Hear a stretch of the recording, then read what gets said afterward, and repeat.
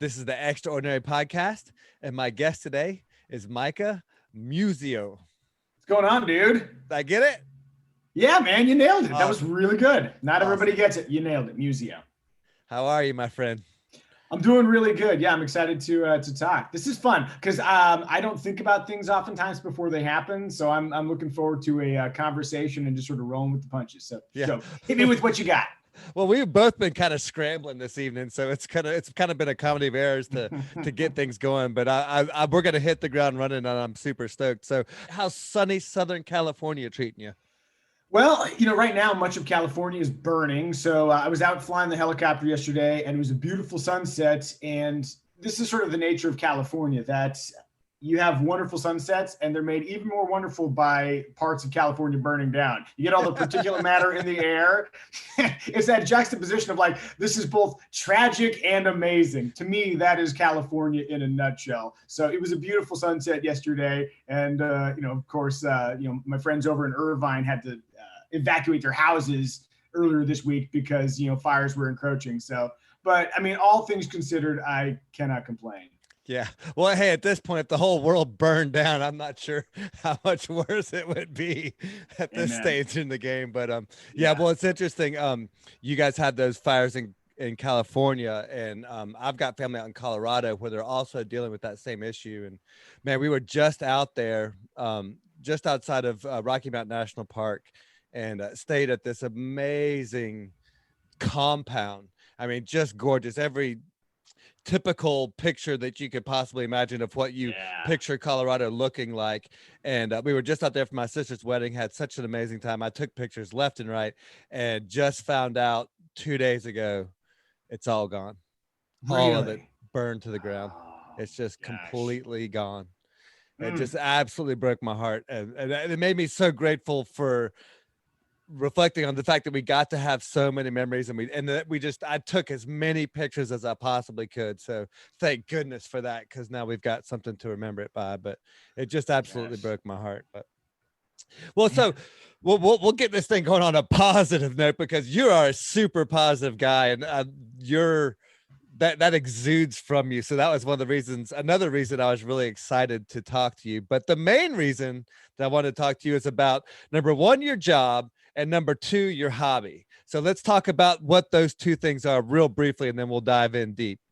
Sure. My day job, I am a car reviewer at Kelley Blue Book. I guess the official title is I'm like an automotive journalist, but I always recoil at that title because there are real journalists out there. They're like people who are in war zones and do real journalism. And reviewing cars is kind of like, oh, wow, I drove a car. It's like, it's not heroic stuff, but it's a pretty neat job. I drive cars for a living, and I make videos about them. And I've been doing that at Kelley Blue Book since 2007. So I guess I'm old school. And then my hobby, as you alluded to, is I'm a helicopter pilot. So I've been flying since 2008. Though I bought my helicopter, the one I have now, I guess that would have been about 6 years ago. And I can tell you that because it's about 1 year longer than my daughter has been around. There's a story there, which we can get to later. But yeah, so I fly helicopters for fun. And I've sort of merged that with my work a little bit with my YouTube channel, where I do videos with cars and my wife and daughter. And I also do videos with my helicopter. How did you first decide you wanted to get into flying helicopters?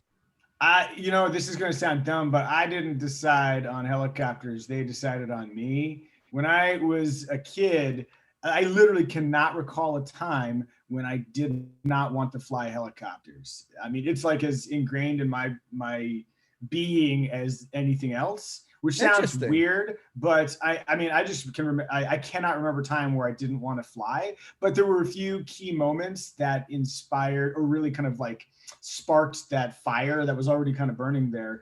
So when I was a kid, I guess I was maybe 10 years old, we lived in St. Louis. My dad is a TV weatherman. And so when I was a kid, every 2 years we'd move to a new state.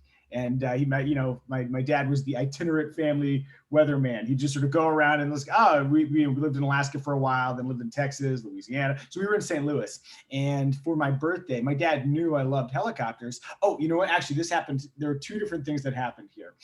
So my dad worked this TV station, and they had a helicopter, a news chopper, right?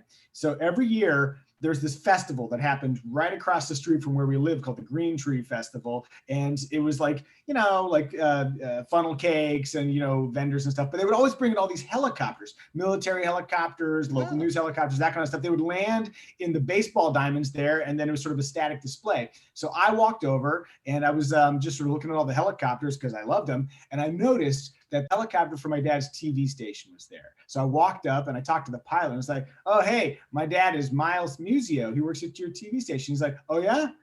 You want to go for a flight?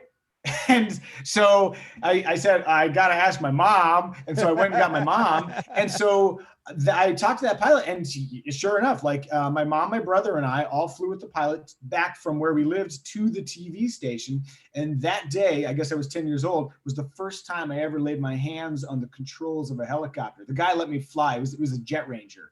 And I was in the front seats, and he let me fly the controls. And I remember him telling my mom, on the intercom, like, Mrs. Muzio, your son's flying now. My legs couldn't touch the pedals. They weren't long enough, but I had my hands on the cyclic, and he's like, push forward, then make us go down, pull up, make us go up. And so that was pretty impactful. And, if that didn't plant some seeds. Yeah, totally. And so I always wanted to fly helicopters. The thing is, the notion of actually flying helicopters, let alone owning my own helicopter, was such a foreign concept. It was unthinkable, to be honest. The idea that I'd be able to fly my own helicopter one day it was absurd. So, and yet here we are. It's amazing, right? Yeah. Like, who would have thought it? So what was your first experience of flying for yourself? Like, when did you first get into doing the whole flight school and all that sort of stuff? So I guess I'll give you the abbreviated version of the Micah Muzio career trajectory because it is relevant. So when I graduated high school, I was done with school. I never went to college. I played in a band and I was a janitor. And then I worked my way up to maintenance man, and I had a bigger set of keys. Yeah, at like a resort, right? Yep. Yeah, at a place called Sky Mountain Resort in the tiny mountain town of Stallion Springs in California. You have to really know the place. It's you can't drive past there. You have to want to go there. It's in the middle of nowhere. You have to find it, right? You really have to find it. But so I got married to my wife, with whom I'm still married, and she asked my dad if radio might be something that I could get into, because the band was starting to flounder and maintenance work was fine, but there's only so high you can go with that. Yeah, so I didn't realize she had talked to my dad about it, but my dad asked me like, hey, Micah, have you ever thought about radio? My dad, the TV weatherman. And I was like, I don't know, man, that seems beyond me. He's like, well, if you're curious about it, I know you can talk to the program director at my old TV station, or my old radio station in Bakersfield, tiny little town that people might know from driving through and getting gas on their way to somewhere better.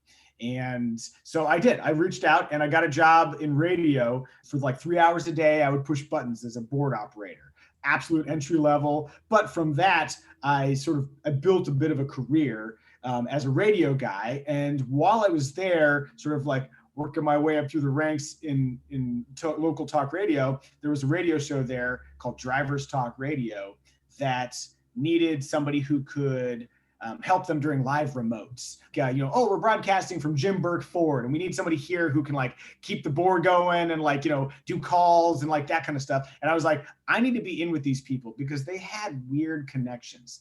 They had the first PT Cruiser I had ever seen. They had access to the 350Z when that was brand new. They would talk to these like executives. I'm like, who are these people? I need to be a part of this. Yeah, so I need to be in there.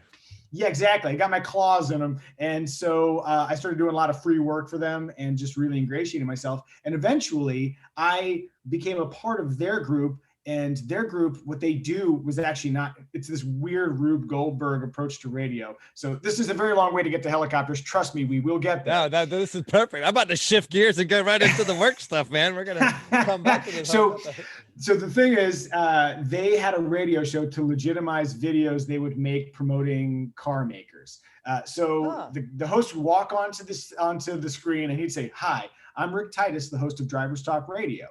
And they had a radio show specifically so he could say that. It's crazy, but that's how it works. So I worked on the kind of radio like the show. Grand Ole Opry was just there so they could sell insurance, essentially. Exactly. Yes, that kind of thing. And so I eventually started helping on those videos. And that led sort of into the world of working on videos and automotive media beyond radio. So that was more of the automotive stuff. And eventually, through a bunch of stuff that I am not going to bore everybody's time with, I met a guy named Jack Nerad, who also had a radio show about cars, and he needed an engineer. I happened to be nearby, and through that relationship, I worked with him for several years, and that guy was the executive editorial director at Kelley Blue Book. And when Kelley Blue Book decided to start doing videos way back in 2007, I happened to be the guy nearby who had a weird combination of media experience, automotive knowledge, and I had proven that I was reliable and somebody that he wouldn't mind spending 8 hours a day near. So you were good at what you did too. Yeah, I guess. And so that's how I got hired at Kelley Blue Book. All of that is to say, I went from janitor, where the idea of buying a helicopter or flying helicopters was unthinkable, to getting my helicopter pilot license in 2008 through that weird circuitous career path. So in 2008, what had happened is that we had sold our house in Bakersfield right before the collapse of the economy. And I'd gotten a job at Kelley Blue Book. It was cresting. The housing market was cresting, and we just managed to get out at the very last second. Beautiful. And so we took what we made on the house, and that paid for my helicopter pilot license, which shows you how supportive my wife is. Yeah, which shows you have an amazing wife that loves you quite a bit. Mm-hmm. Yeah, and so in 2007, when we moved to Long Beach and started working with Kelley Blue Book, one of my first priorities, because I had always wanted to do it and it was now finally within reach, was to go fly. So it took me about a year from beginning to end to get my private pilot's license, but it's been an incredible journey because one of the things I love about aviation, specifically flying helicopters, is that the first time you fly one, to me, it felt unflyable.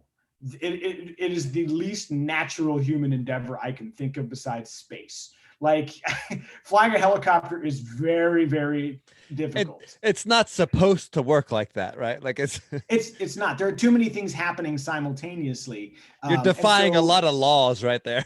Yeah, totally. They say helicopters don't fly; they beat the air into submission, and I think that's true. But the 2 feet, the left hand, the right hand, all of that working together, and then simultaneously understanding your spatial relationship with the world, and then also communicating with air traffic control and being aware of what's around you. For me, like I tend to be in my brain quite a bit, and I spend a lot of time thinking about what's next. And what's beautiful about aviation and flying helicopters in particular is that it is so engrossing. You can't help but be in the moment. Yeah, you enter that flow state of everything else disappears, and you are only flying. And for me, that's a really wonderful place to be. And I don't think any place really puts me there quite like flying helicopters. Yeah, because it takes all of that focus, all of that concentration, and really paying attention to what you're doing. And one of the things that is appealing to me about the concept of flying helicopters in particular, and really all of aviation, is that constant striving for excellence, or constant. You know you're never going to reach perfection, but it's always trying to be the absolute best, and you have to be, because it's life and death. You're absolutely right. Like there's something about like no matter where you are in your aviation journey, you're a perpetual student, and you're absolutely right. I love that part of it. It's like jujitsu. You're never fully mastered. There's always something else to learn. There's always something else to improve upon it. And in aviation, there's always something to check to make sure that everything's working right. One of your videos I totally geeked out on was the one with the maintenance guy going through all the stuff that they did through your, I guess it was like your 1 year maintenance routine or something like that. And me being that, because again, I come from that world, being the construction guy, general contractor, facilities maintenance, all that kind of crap. I totally dorked out on all that. I was like, oh yeah, that's cool. Cause just knowing how keeping everything lubricated, that was a big thing in some of my past work, keeping everything working the way that's supposed to. It's all that stuff matters. And I have such an appreciation for people who know their business and know how to do whatever they do brilliantly. And I've seen bad helicopter maintenance, but like, it doesn't matter what the domain is. Like somebody who cares about doing amazing work, and you can see that in the fruits of their labor. And so for me, it's the same thing. It's like, I don't have the time or discipline to be a maintenance person with a helicopter. But when you see somebody who just fixes things because they see they could be fixed, man, that's the best. I just love that. So yeah, that was a fun video to make. That perfection of the craft kind of thing. Okay, well, and I think that really does apply to you, and I think that really defines you. One of the books that I love is based off a Steve Martin quote, and it's called "So Good They Can't Ignore You." Love that. And the idea. So one of the things that as I've been creating this personal development plan, and one of the things you read a lot about is like this idea of pursue your passion or do what you love and all this kind of stuff. But really, to me, it's different. To me, it's you get really good at something, whatever it is, whether you're a janitor at a resort or a maintenance guy doing routine inspections or whatnot. Like you, Micah, you are really good at this editing and the video stuff and the content and all those things that you became really, and running that board at the radio station, because you became really good at that. And I loved what you said earlier. You were consistently showing up. You were always there. They knew they could rely on you. That gave you these opportunities. That created this chance for you to work at Kelley Blue Book. That got you to where you are now. And obviously it translated with the opportunity to fly as well. Yeah, I think there are a lot of times where we have negative traits that can be channeled in positive ways. One of my negative traits is that I tend to assume that I am just days away from having to go back to be a janitor. And no knock against janitorial work, but that's not where I thrived the most. And so I would say even up until like a couple of years ago, I thought, man, I'm just hanging on by the skin of my teeth. And in one way, that's a very unhealthy way to view things. It's unrealistic. I mean, I could probably keep working in this field and it'd be fine. In another sense, it's been great motivation to continue to do great work and to continue to find new ways to new explorations of what we're doing with video. So, and I guess one other thing I did want to mention is that the idea of pursuing your passions, I think it's overrated, because I had no passion for video when I started this. It's literally just the opportunity that happened to be in front of me. So I would say that people think they know what they want and think they know what they'll be good at. But if you are rigid in how you approach your passions, then oftentimes you will neglect other avenues that you may never have considered. I had no intention of being a video guy. Literally, the only reason why I'm on camera now is because when I was working at this company, Jackson Dawson, we were making videos, training videos for car makers. We were making a Mitsubishi video, and it was about how a salesperson can deliver a car to somebody who's just bought a car, and they needed to be hosted, but they did not want to pay for a host. And I happened to be in the room, and they're like, Mikey, can you host this? I'm like, I don't know. It seems beyond me, which by the way is a continuing theme in my life. I don't know, man. But what am I going to do? This is my job. So they had me host a video, and it was awful. It was awful. Here's how bad it was. So I was so nervous to be on camera that first time that if you look at the raw footage of it, by the way, somebody's in a Mitsubishi dealer somewhere right now can probably go find a dusty DVD. We're gonna have to dig it up.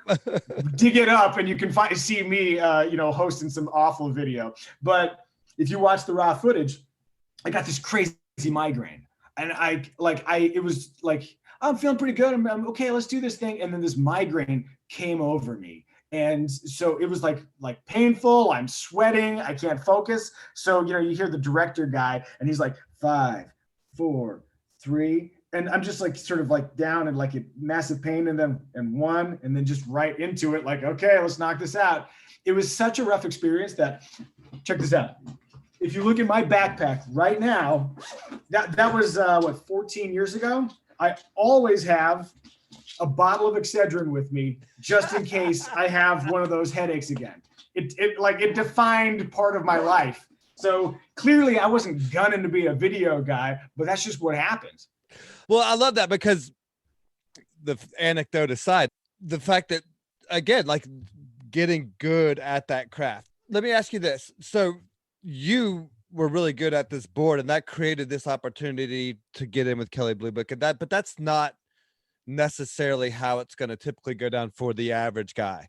And I love that you talked about the training video for cars, because my other video guy that's also really good friends with Richard Williams and shoots a ton of his stuff, Brandon Anderson, got his start in video making those training videos for car dealerships. So that's just for, and that was like his first paying gig doing that. So that's beautiful that y'all both had that same kind of intro into the business. So for somebody like him who wants to, or anyone else that's listening to this that has a desire to live a different kind of a non-traditional 9 to 5, going down that route, and who wants to drive cool cars and write reviews about them. I mean, like, you've kind of got this dream job. What would you recommend for them to get down that path or to get started? If you were asking me that 15 years ago, my answer might have something to do with networking or trying to ingratiate yourself to decision makers, that kind of thing. Proximity doesn't hurt. Proximity to decision makers. The way I would answer that now is start making stuff and don't wait. Don't plan too much. Just start making stuff now with whatever you have and let it blossom from there. I am a huge proponent of just starting. Because oftentimes planning is a great way to delay action. It feels like action. It feels satisfying to your ego because you're thinking about it. And it's like, oh, you have grand plans. But here's what I'll say is I had been doing video for more than a decade at Kelly Blue Book when I decided to start my own YouTube channel, right? And if you go back and look at the earliest videos, they are radically different than the videos that I'm making now on my own YouTube channel. And the reason is because I had to do them to learn what they should be. You don't know what it should be until you have a starting point. It's hard to mold something that has no form. So for me, what I would say is that if you want to review cars for a living, if you have an iPhone and you have a buddy who will let you, spend a little time with this car, you know somebody who will let you do something. And you have YouTube, free video hosting, free distribution. You can make something.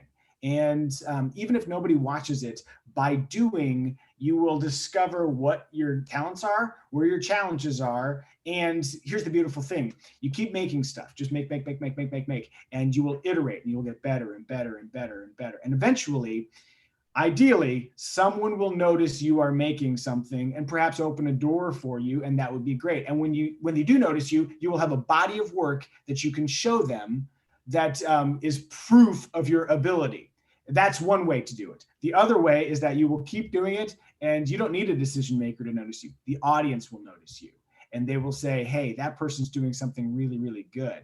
And the audience will think, well, they just did that naturally. No. They don't know that you've been working on it and making things and iterating. So, and that's just the world I know, but I am a huge fan of, if you want to do it, start doing it now in whatever form you can do it, and continue to grow and learn.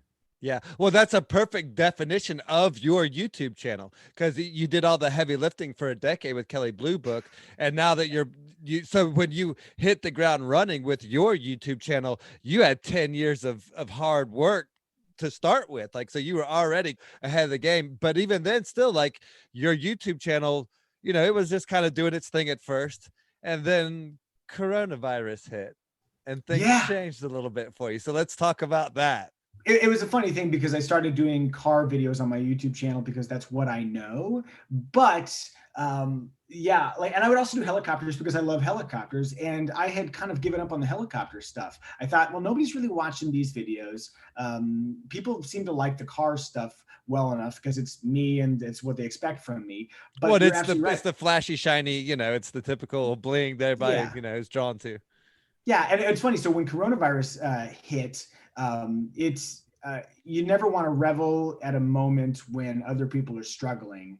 But for me, one of the silver linings of coronavirus is that while people were stuck indoors, there was no reason why I couldn't be out flying. And for a moment there, people were using my helicopter videos. I would just do flyover videos of LA, like, hey, man, this is what's happening in LA right now. It's all shut down. The beaches are empty. Traffic is weird. It's a weird time out here. And I made a few of those videos, and then they kind of hit. And I had this real interesting spike where, April, May, my world kind of exploded. People started just reaching out to me. My Instagram exploded, and I'm like confronted with DMs. People are like emailing me with like all sorts of weird requests. Sponsors started approaching me, and I was like, I didn't know what to do with all that stuff. I still have a full-time job. And so it sounds like an awesome problem to have, and it was. My channel grew a lot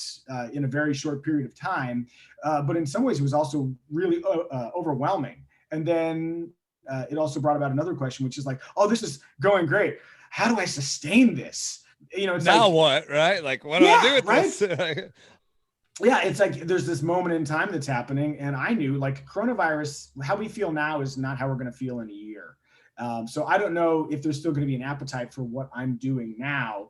But yeah, it was an interesting moment because it really expanded the channel, and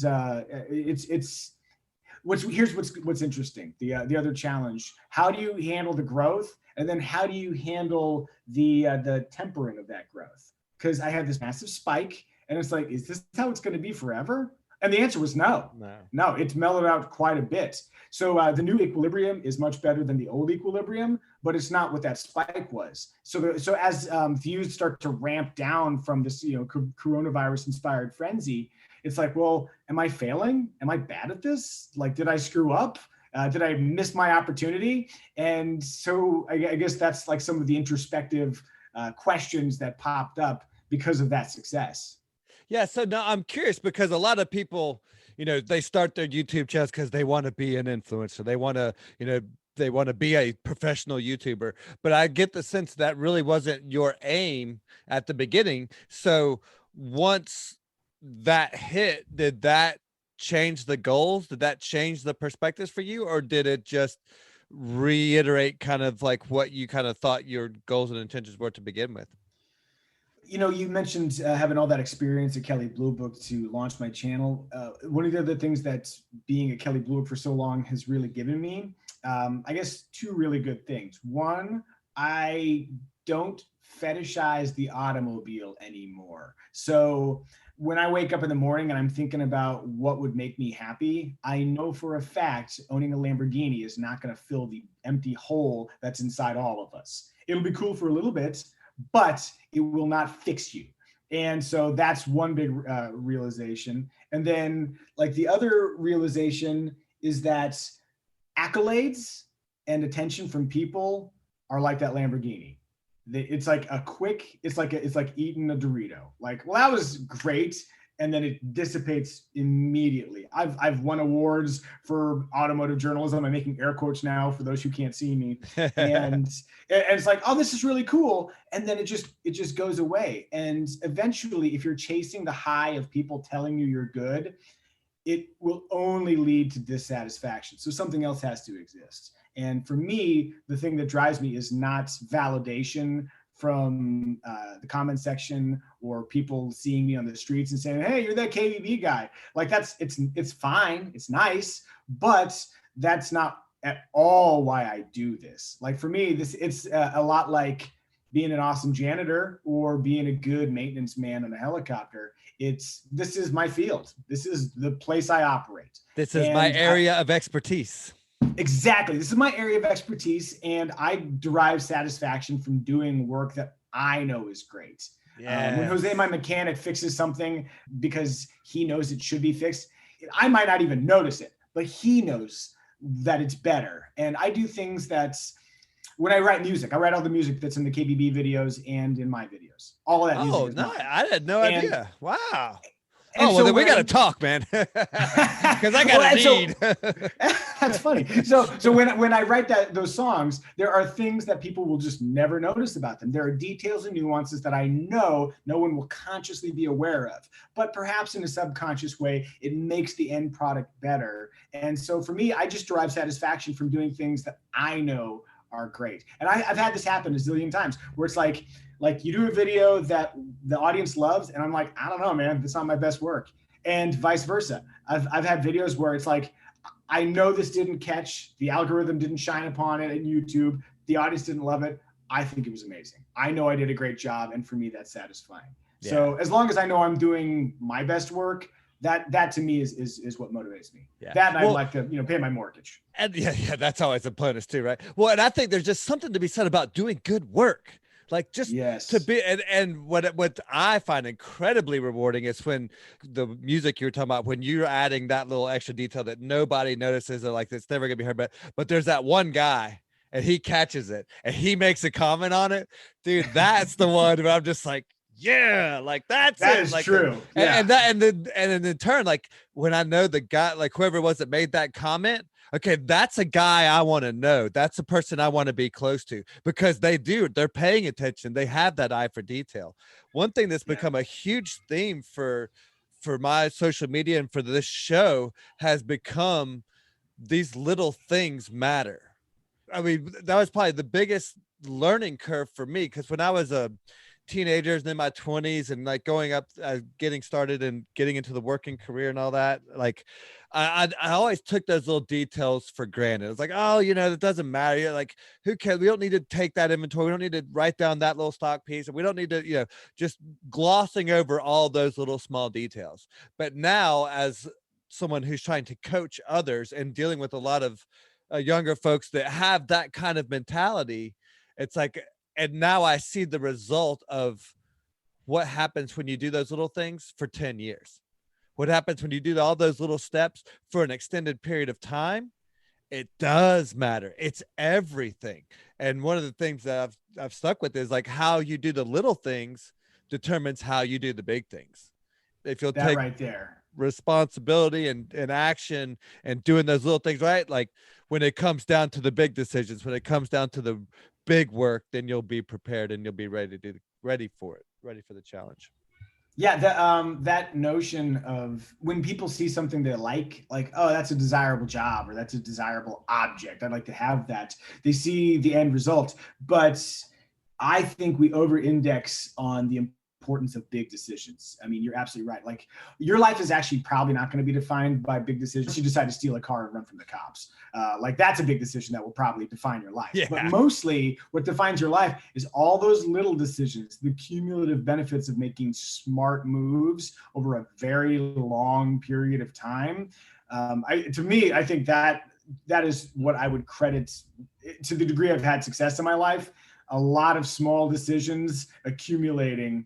It's like if an asteroid is going to hit the Earth. They always say, like, you're not going to be able to stop it at the end. It's already moving towards the Earth. But if you can alter its trajectory ever so slightly while it's way out there, over a long period of time, just a very slight change in trajectory can yield a big change over distance. So you and I are on the same page. That long game, man. I'm telling you, that's if I've learned anything from all this, it's that long game for sure. I want to nerd out on you just a little bit more with the helicopter stuff. So when I was in school, I had to take an elective, and a couple of electives to get the degree wrapped up and everything. And I had to take one that was non-business related. So one of the ones that fit my schedule was air traffic control. So I got to learn a lot of the acronyms and all those little, I guess acronyms is the only other word I can think of for it, but all those little call signs and everything and all that. So my nerdy question is like, for most traditional pilots, I know basically nothing about helicopters and what it takes to be a helicopter pilot, but do you fly with visual flight rules versus instrument flight rules like regular pilots, or do you guys all have to be on an instrument flight plan and all that?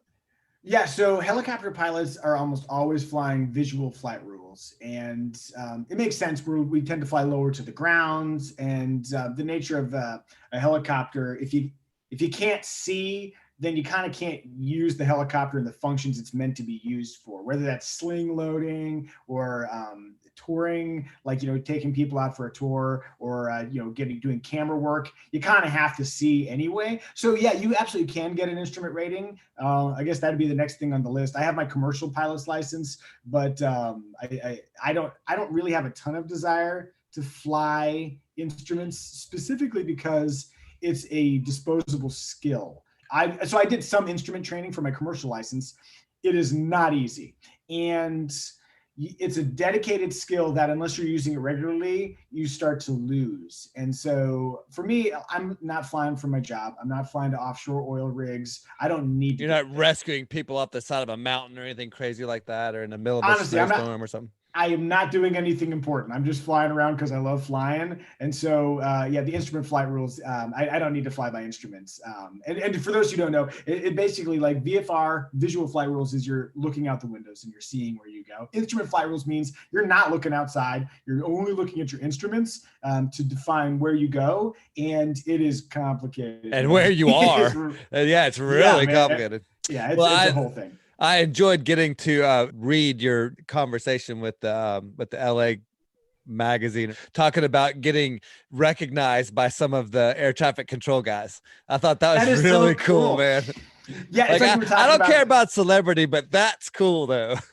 Yeah, it's funny, man. But that's happened a couple of times now, and it's like recognition from the right person is way better than recognition from a lot of people. And I remember the first time I flew into Santa Monica, and they're like, helicopter 90285, the best helicopter in the world, hey, Micah, or whoever. And it's just like, oh my gosh, it was like Tom Hanks spotting me. It felt like an amazing moment. But yeah, for me, that was like very, very well, it's kind of like validation, right? It goes back to that when you're good at what you do and seeing other people that are good at what they do, and then when they recognize you, it feels like it means a little bit more. So, well, let's talk about that, because not only have you been recognized, but they've also kind of looked out for you a little bit in some of your, I don't want to call them bucket lists, but you have some places that you'd like to go that you don't necessarily, that you need some permissions and things like that to be able to fly over certain areas and whatnot. So how have those guys helped you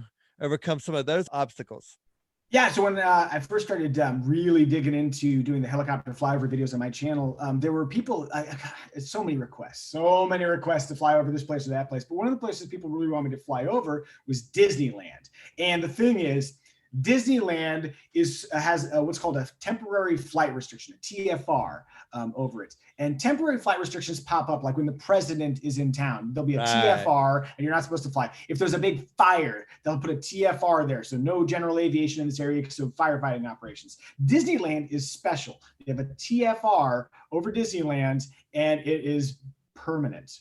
It's just been there for as long as I've been flying. It started in the 90s, I believe. And they say it's for safety. It started after 9/11. They say it's for safety, but really it's largely about keeping airplanes from like flying banners over Disneyland. Right. Suspicion.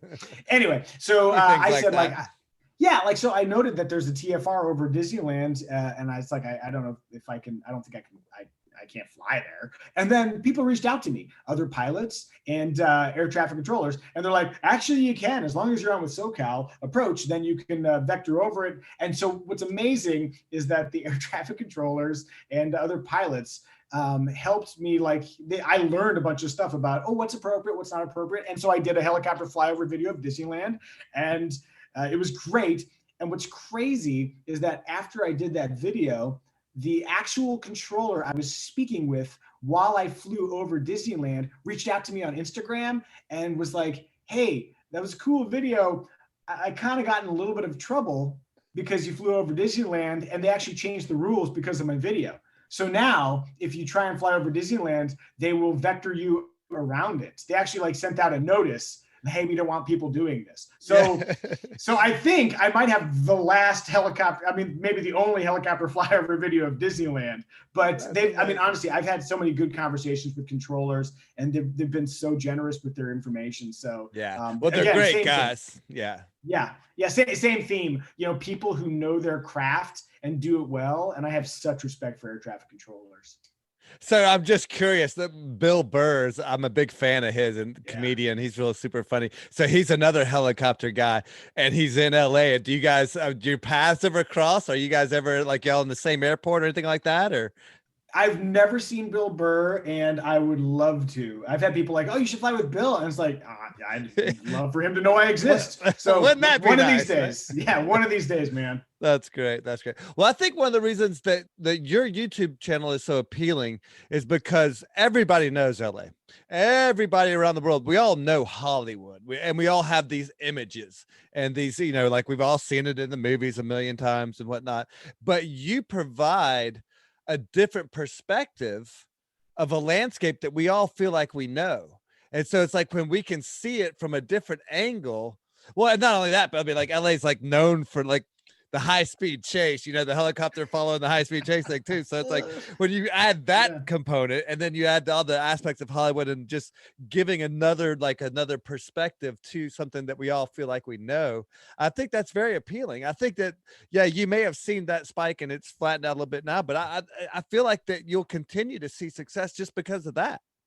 Two things. You're absolutely right about recasting something that is familiar to an international audience. I was blown away by how many Australians and folks from the UK reached out to me about the videos, and they just have an appreciation for LA. And so a lot of people internationally do know LA and like to see it from that viewpoint. And then the second thing is yesterday when I was doing my flight up to Malibu, on the same frequency, when you're flying around LA, there's a general frequency that people announce their positions on. Car chase happening. So you hear all the news choppers talking to the police choppers. There was a guy, I guess, on a motorcycle who was fleeing. And it's like, this is Los Angeles. Of course. We've got and I mentioned, it's in my video. You'll see it when it goes up Saturday. That like, nice. You know, there's a car chase happening on the radios while I'm flying up to Malibu. So yeah. That's perfect. I mean, like so stereotypical, right? Like wouldn't have it any other way. That's amazing. Yeah. Going from maintenance guy to doing what you had to do versus now being able to do what you want to do. You said like it wasn't even until about 10 years into it that you were kind of like, okay, now I've kind of made it. Was there an aha moment for you or a specific point in time where you're kind of like, oh yeah, okay, this is really going to do something. This is really going to be something. Yeah, when I started working at Kelley Blue Book, the way we were making videos was very much like Motor Week. If you guys remember Motor Week from way back in the day, very kind of formulaic and lacking in personality, almost like a government entity is making videos. And so one of the first successes we had with videos that were more personality driven and willing to be a little bit more casual was a video we did with a Ford Raptor. It was the first Raptor video. I think that would have been 2010. And we did a video where we just kind of did, it was like the top 10 things you definitely need to do in a Ford Raptor. And that was the first one that kind of really went. In fact, I think that may be still one of our top 3 videos of all times, but it kind of hit and got, millions of views. And it was neat because it was a real expression of being open to not overly planning. We actually just got in a truck and just went out and saw what happened. And like that sort of openness of not needing to plan everything and control everything, but just sort of letting the situation keeping unfold. It organic, essentially, right? Absolutely. Keeping it organic and just an openness to the unexpected. It really came together in a special way with that video. And for me, that's sort of been a defining trait of how I approach things, which is that I always plan and then I'm always willing to deviate from the plan. And that's how I do everything. So if you ever watch a Kelley Blue Book video, I script everything and then I deviate from the script. But knowing where you're starting, where you're ending, how you're getting there, and then being willing to adapt along the way, I think is a pretty good formula for success. Well, yeah, I mean, if you think about it, I mean, that's the Hollywood model. That's how you make a movie. You've got a script, you've got it all laid out, but then there's time the actors are going to go off script and do their own thing and ad lib and have that, and that's where you get some magical moments for sure. Absolutely, I mean, it makes absolutely perfect sense. But there's all that preparation going in, and none of that takes the place of that preparation that you're putting into it on the front side. That's beautiful. I love that. Amazing. Yeah. With the Kelly Blue Book, you've got a certain agenda that you're trying to accomplish with on YouTube and things like that. And then with your personal YouTube, that agenda probably looks a little bit different. So what are some of the things that you do different in preparation with your Kelly Blue Book videos versus what you do with your personal videos?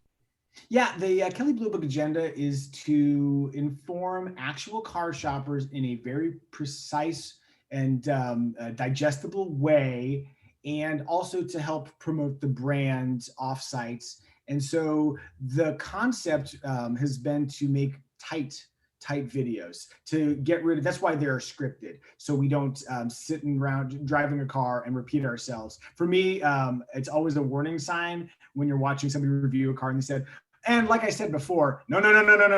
If you said it, you don't need to say it again. Yeah. And so Kelly Blue Book is really about being precise and making it tight for people that don't really care about cars. They're just buying cars, and it's more of a transactional thing, and they want to feel good about their purchase and know exactly what they need to know, but they're not watching because they love cars necessarily, though we do have people who like that too. On my channel, it's sort of a different experience. We go longer form, we're unscripted. I have bullet points, so I still know what I'm talking about, but our channel is a little bit more about personality, and we're a little less agenda driven by being it's conversational kind of. Yes, very much so. Yeah, it's like I think what works on our channel is that I have my wife and kid along for our car reviews, and there are dynamics at play that you could not expressed via Kelly Blue Book video because it's still a corporate entity. I try to be casual and human, but it's still a corporate entity. With our channel, there are in-jokes that you can, and ways that my wife and I communicate when reviewing a car. We do family car reviews, and that's the entire premise of the car reviews we do on my channel. You cannot have that kind of chemistry without 22 years of marriage. We've been married forever. Yeah, and it's real. It's a real thing. And so it's more about how we are viewing a car, whereas Kelly Blue Book is sort of an efficient way to understand a car and make a good car purchase. Did you have an agenda with doing those videos on your personal channel for monetizing and things like that? My agenda, it wasn't really driven by like monetization or, it wasn't really a money-making move. It was more about, especially at the time when I started it, I felt like I needed to have something that was mine. I feel like I needed to do something that was a pure expression of like my sensibilities. And the other thing I've recognized too is that over time, when I first started doing videos of Kelly Blue Book, it was about the brands. Motor Trend is here. Car and Driver is here. You go on a press trip to drive a new car, and it's like, oh, who are you with? I'm with Edmunds. I'm with Auto Week, right? And that's how it was in the beginning. And over time, I have seen it completely shift.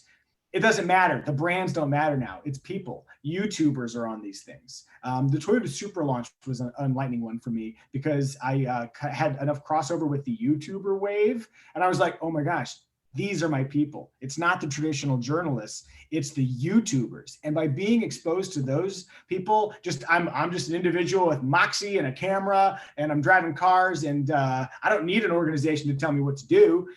When I had exposure to those people, I'm like, that's who I am. And with that exposure, I thought I need to build my own brand. And the wonderful thing is that Kelly Blue Book, to their great credit, let me do that. Yeah. And the way I pitched them, and I truly believe this, is that even if you're an organization like Kelly Blue Book and you've got people representing your brand, those people, if they have individual brands, that shines, assuming those are not caustic brands, that shines well on your company. So if somebody sees me do a helicopter video or a family car review on my channel, and then they're Googling, and then they come across another video that I'm doing for KBB, they are much more likely to subscribe to that channel, to have an affinity for that brand, because they know me. They know me from this here's other something domain. else cool he's doing. And this happens with weird frequency. I had on my YouTube channel, one of my first big successes was this helicopter startup video. No edits, just had a GoPro running, single camera, no cuts, and I just started the helicopter. And then somehow the algorithm picked it up, and it like it blasted through 1 million views, and people in the comments are like, wait, is this the guy from Kelly Blue Book? Like, what's that guy doing here? And people What's he didn't know doing in a there's a lot of helicopter? context. What the? Yeah, being able to triangulate and have places that are off-site, away from Kelly Blue Book, that can help connect people to the brand is good. So again, to Kelly Blue Book's great credit, rather than doing the old school business thing where, oh, if it's good for Micah, then it must be bad for us. Right. They said, no, go ahead and do it. And, my motivation is I want Kelly Blue Book to succeed too. So every video, like I always have a link to a Kelly Blue Book listing. I always mention Kelly Blue Book. I don't deny that I'm part of Kelly Blue Book. I want people to love Kelly Blue Book and watch my videos over there too. I just needed to create a space where this is this, and there's a little bit of a Venn diagram crossover, and they can coexist, and that's going to be okay. And so it's been a neat thing. And my hope is that more companies recognize that individual brands, people with their own brands, like that's a good thing.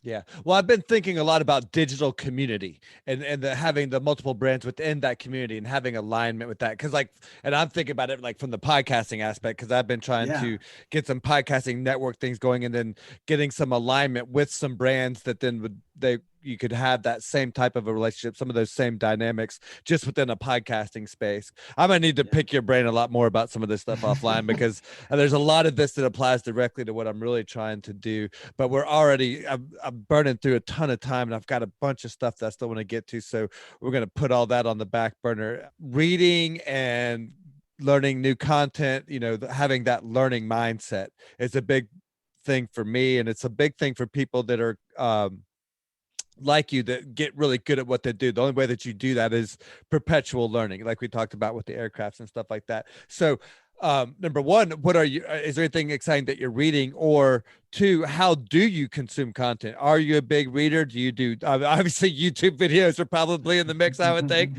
but like, how do you like to consume your content? So it's funny, but I don't consume virtually any automotive media. I work in that space, so I don't really want to watch it. You're saturated. I am so saturated, yeah. But what I do consume is I listen to podcasts. I read. Nice. I read on my phone. I use like the Books app on my iPhone. I'm currently reading with the Almanac of Naval Ravikant, who's I don't know if you know him. Whoa, no. Say that again. The Almanac of who? Naval Ravikant. You will, I think, like him. I do know that name now that you said it. Yeah. Second time. Yeah, he's a thought leader. I think I first found out about him like listening to Tim Ferriss or something. But, of course. He has some really interesting ideas about. I think it'll align well with the entire thrust of your podcast. But he's said something very interesting.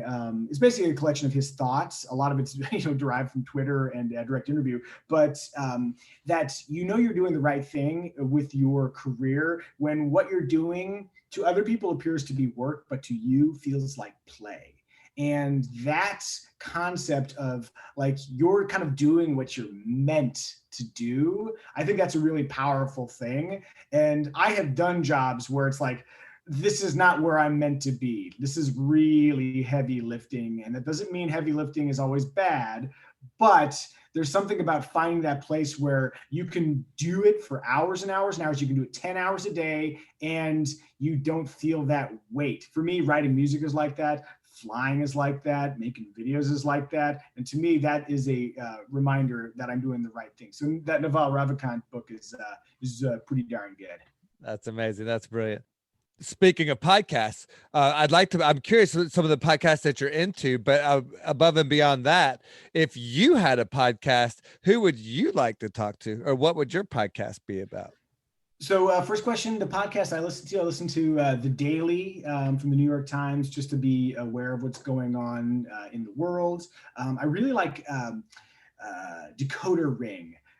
It's a podcast about cultural phenomenon. And I just like it because it takes familiar things that we know from society. It could be like the Baby Shark song, or I just listened to an episode all about Jane Fonda workout, but it digs into how those developed. And to me, I like kind of the nuanced, interesting stories behind things we know superficially are super interesting. I think the other ones I listen to, like I'll listen to Dax Shepard's podcast. Yeah, his is good.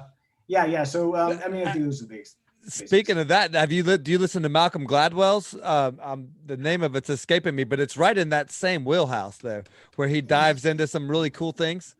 I love the Malcolm Gladwell books, and I haven't listened to the podcast. So thank you for reminding me to give it a listen. But I always think about that 10,000 hours concept. Just start doing that's because you need those hours.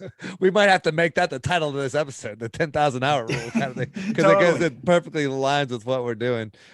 So based on what you've heard for this podcast, and obviously I can't get Naval or anybody big like that, but is there anybody that comes to mind that you think would be a good guest for this show based on what we're talking about, some of these themes?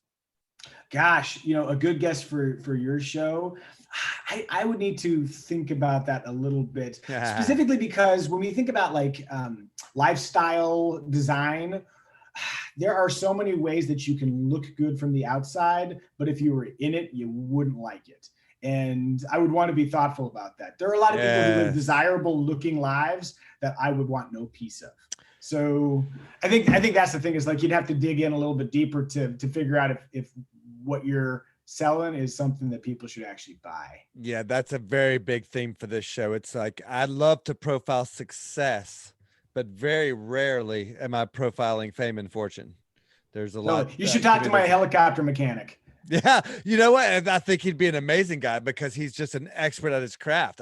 That's the kind of guy that really appeals to me, because I'm such a dork like that. Like all those little nerdy things like that, just I find fascinating.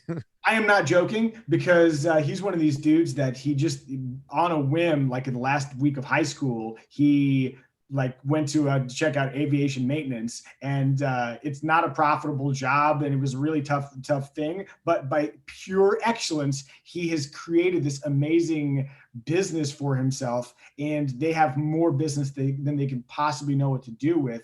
Like there's literally nobody else I would take my helicopter to. So I think that, talk to Jose Rodriguez over at Creative Rotorcraft Maintenance. Well, I tell you what, I might be hitting you up when we're done here for an introduction, because I think that would be amazing. And I'd love to, again, like that, the craftsmanship aspect. Like, so I'm a general contractor by trade. I grew up swinging hammers, and I'm very much comfortable building a house, much more so than I am doing this kind of stuff. So anybody that's a craftsman, one of the things I love about craftsmen is that you have something to show at the end of the day. You have something to show for your efforts and your work. And that's one of the things that's always been so rewarding for me when you talk about lifestyle design, especially.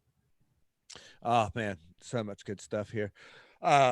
Is there something different or odd about you that contributes to your success? Do you have any odd habits, routines, morning routines, anything like that contribute to some of your success? So I do have a morning habit. I'm not sure if it contributes to my success, but this is going to seem weird, but when I first started on YouTube, I weighed more than I do now. And I did a video with the Suzuki SX4, and somebody mentioned that I had man tits. And I thought, I got to fix this. And welcome to my world. And so what I don't want is my physicality to be an impediment to communication. Like basically, I don't care. I don't want to be hot. I don't want my business and my like brand to be anchored on being like a sex god, because that will fade. But what I also don't want is people being like so distracted by my pointy boobs that they can't focus on the fact that I'm driving a car and I'm saying something of substance. So what I did shortly thereafter is I started doing push-ups. And so my workout routine is less than 10 minutes a day. And that is a habit that I do not break. Every morning, I either do a zillion push-ups, or I do push-ups, or I do pull-ups. That's 6 days a week. It's like right about 10 minutes a day.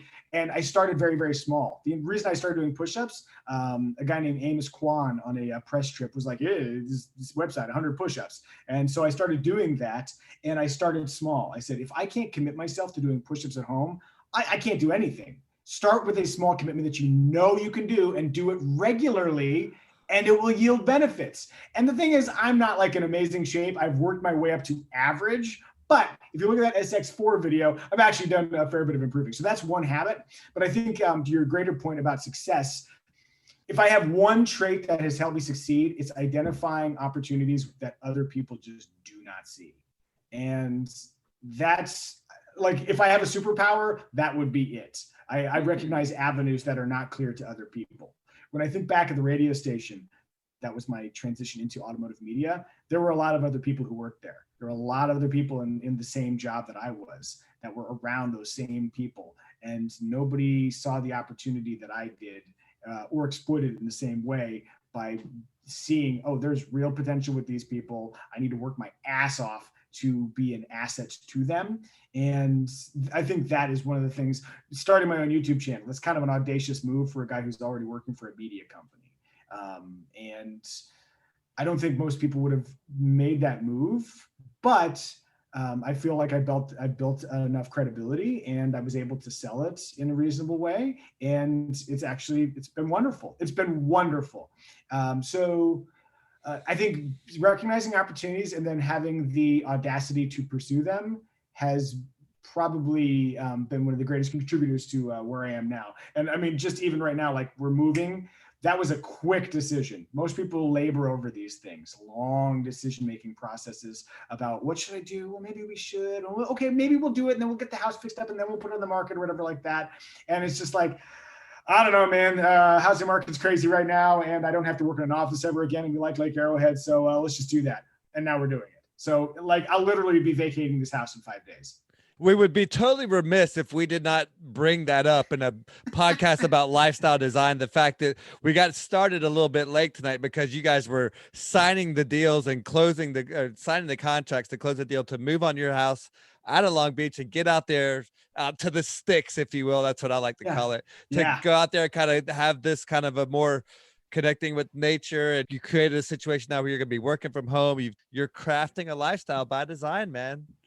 It's a big life decision, but hesitation would do me no favors. And that's happened a lot. There are windows. I think no matter what you do, there will be opportunities that pop up, and whether you recognize them and whether you're willing to seize them during the brief period they present themselves, that will define whether or not you succeed in your goals.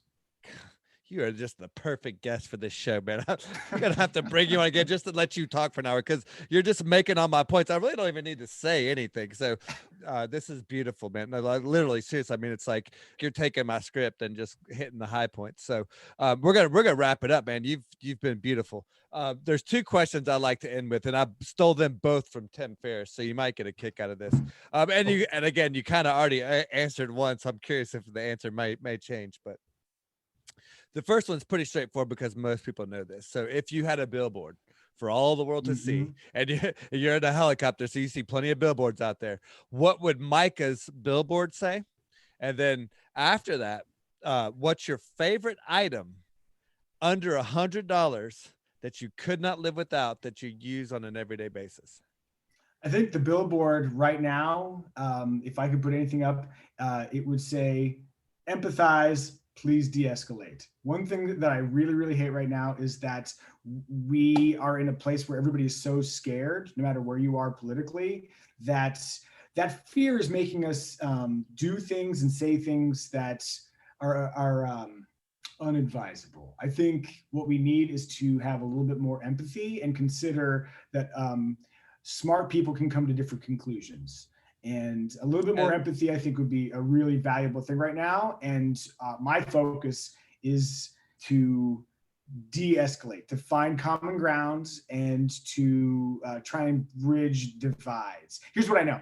Like, I worked in conservative talk radio for a very long time, very conservative. And I'm a very kind of middle of the road, moderate kind of guy. But I know wonderful people on all sides of the political spectrum.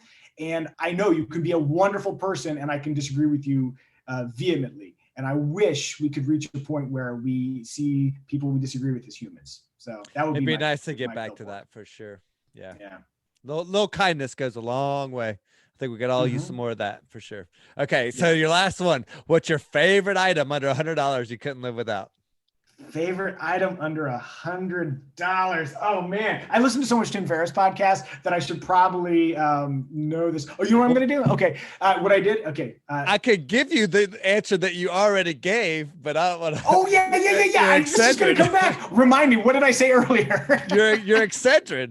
You're from 10 years ago. You always got it with you. You never go anywhere without it. And now you've got it locked in. Bless you, sir. That is the perfect answer. It's absolutely true. I mean, seriously, like before any super stressful event, I will take 2 precautionary Excedrin because I do not want to have the crazy migraine experience that I had all those years ago. Clearly, I was scarred by that first video. So yes, the Excedrin. Thank you for that. Perfect answer. Awesome. That's pretty beautiful. Well, hey, and if you can't find Excedrin, you can always go goodies if you're a redneck. I don't know what that is. The goodies, so basically it's just crushed up Excedrin. So it's like in powder form. So you take it down real quick, and it's like basically hitting you fast. So next time I'm in your hood, you got to hook me with some goodies. Oh yeah, well I'll send you some. I'll do even one better than that. So pardon you. I'll set you up.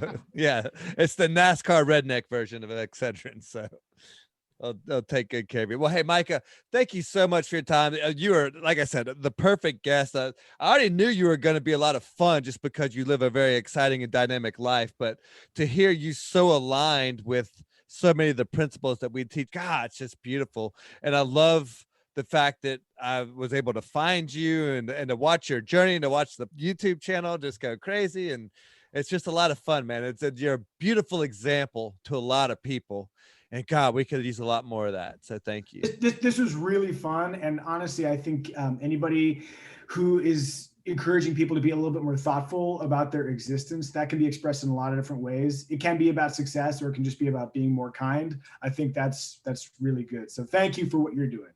Appreciate that. Yeah, it's sometimes it feels kind of lonely. You're not sure. Podcasting can be this like lonely place out there where you don't necessarily know how much is going on, but sometimes we get some statistics that make us realize that we are making a difference. So that's good. So we've talked at length about your YouTube and your social media and all that kind of stuff. So we've got to make sure that we let everyone know where to find Micah on social media, YouTube, all that kind of stuff you want to plug. And then last but not least, I always want to give everyone a platform to share any charity or organization that they are involved with that's doing any good out there in the world.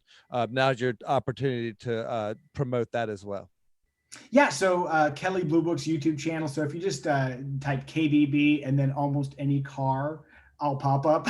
Right. So that'd be a really good one. And then if you want to find my personal channel, I mean, either on Instagram, I'm now on TikTok. All right. I'm dabbling. We're trying to work out the choreography. So are we, man. And it's a whole different world, but we're figuring it out. I'm most active on YouTube and Instagram. So if you just look up, search Micah Flies, and that'll get you there. MICAH Flies, Micah Drives, Micah Muzio, any of that stuff will lead me to it. It'll all get you there. Yeah, exactly. And then, you know what? The charity that I just participated in for a golf ball drop that I really thought was a wonderful thing, and it really moved me emotionally, was the Live Like Jack Foundation.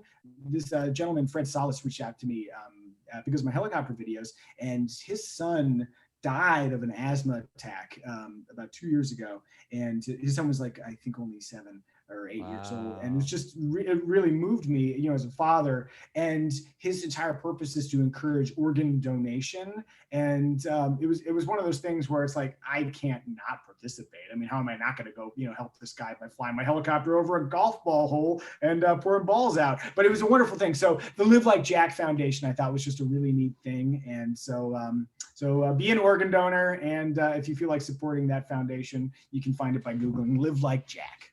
Awesome. That's perfect. Great way to end the show.